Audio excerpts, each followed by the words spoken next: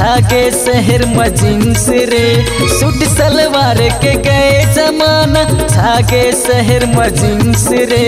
Nokia के गोरी गए जमाना छागे जियो के सिम रे। नोकिया के गोरी गए जमाना छागे जियो के सिम रे। हे आहा ला ला ला ला ला ला हे आहा ला ला ला ला ला ला।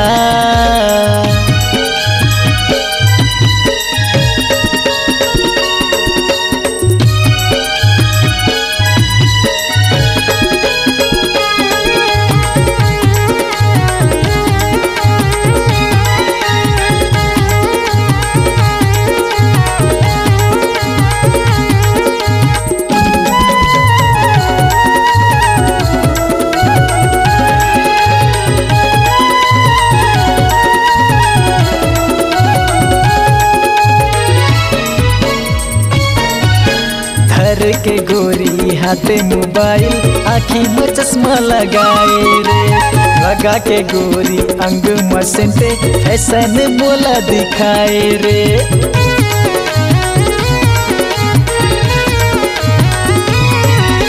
धर के गोरी हाथे मोबाइल आँखी में चश्मा लगाए रे। लगा के गोरी अंग में सेंटे फैशन मोला दिखाए रे। देख के टूरा गवरे गाना देख के टूरा गवरे गाना दे दे कहत किस रे। आडिया के गोरी गए जमाना छागे जियो के सिम रे। नोकिया के गोरी गए जमाना छागे जियो के सिम रे।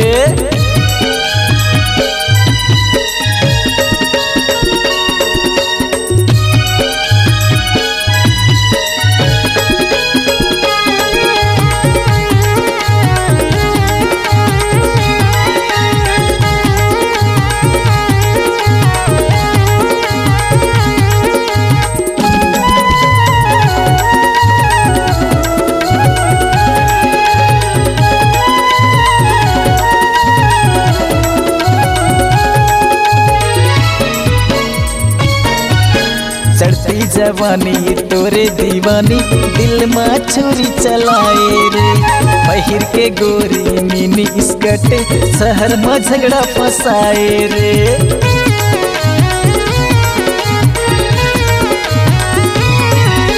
चढ़ती जवानी तोरे दीवानी दिल में छुरी चलाए रे। पहिर के गोरी मिनी स्कर्ट शहर में झगड़ा फसाए रे। मनहरन माझी गावे रे गाना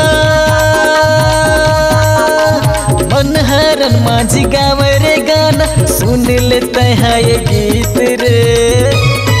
अरे ओडा के गोरी गए जमाना छागे जियो के सिम रे। अरे आडिया के गोरी गए जमाना छागे जियो के सिम रे। सूट सलवार के गए जमाना छागे शहर में जींस रे। सूट सलवार के गए जमाना छागे शहर में जींस रे। आडिया के गोरी गए जमाना छागे जियो के सिम रे। आडिया के गोरी गए जमाना छागे जियो के सिम रे। नोकिया के गोरी गए जमाना छागे जियो के सिम रे। आडिया के गोरी गए जमाना छागे जियो के सिम रे। अगर आप अपनी आवाज को एक नया आयाम देना चाहते हैं तो चले आइए मल्टी ट्रैक डिजिटल रिकॉर्डिंग के लिए संपर्क करें HK म्यूजिक कंपनी, कोटा डबरी, चांपा, छत्तीसगढ़। मोबाइल नंबर है 9329238487 और 8085380339।